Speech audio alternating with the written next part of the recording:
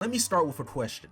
When did SpongeBob become a place for Twitter to go on and on about mortality? I mean, everything on Twitter can lead into that tangent, but when did SpongeBob become the topic, and when did Ice Spice become the villain of the week? And before anyone in the comments starts typing in all caps, I have not watched the movie. This is not a plot breakdown. This is not a review. If SpongeBob summons Thanos in the third act and they start twerking, I have no idea. What I do know is people are blaming Ice Spice like she's the person that walked into Bikini Bottom and just started getting freaky with Mr. Krabs. Mr. Krabs has been freaky, and that is the point of this video. This isn't about Ice Spice ruining SpongeBob for the kids. This is about SpongeBob ruining SpongeBob for the kids. Now let's get into it.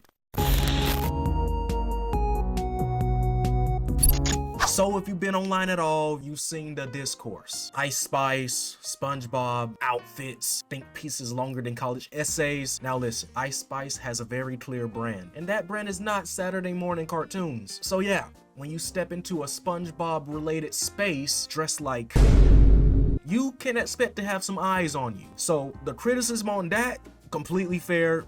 No issue here. I think she looks ridiculous. We're all clear on that, right? We're all clear on that. We're all clear on that. Now let's get into the real meat and potatoes. Blaming Ice Spice for this is like going to McDonald's and asking for a prime ribeye. You walk into a McDonald's, you know what they sell, you know the brand. Ice Spice didn't suddenly change who she is. She was invited there by a mega corporation that has a history of being a little bit iffy with kids, if you know what I mean. Now let's talk about this marketing. It's not good. Not good at all, to be real with you, to be completely transparent with you. I don't fully agree with it. Yeah, naked SpongeBob is just not my taste, not my style. I'm not really into that. No, not kink shaming, but it's not really for me. Nickelodeon is not a small indie studio in a garage. They have a team that's full of like thousands of people getting paid the big bucks. That means this was approved, this was signed off, this was emailed, this was scheduled in review. So when people act shocked like, why would Ice Spice show up like this? It's because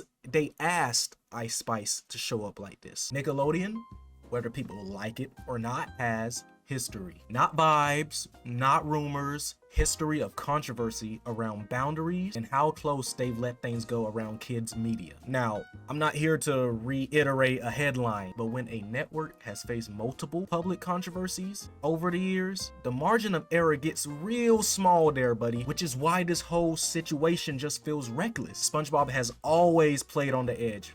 That's nothing new. Double meanings, adult jokes that fly over your heads, winks to the parents in the room. But there's a difference between adults will catch this later and why are we doing this right now? SpongeBob's humor was clever. It was coded. It was subtle. This?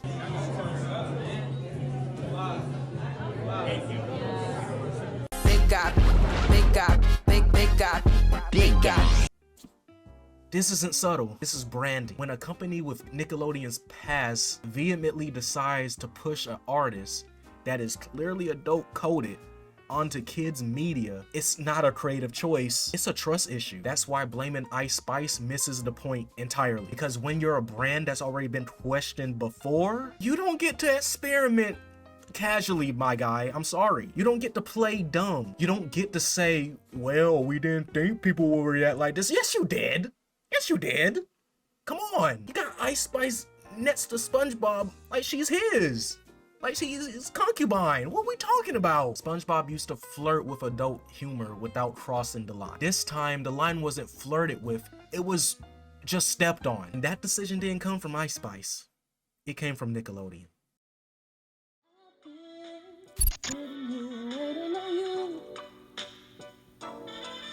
Waiting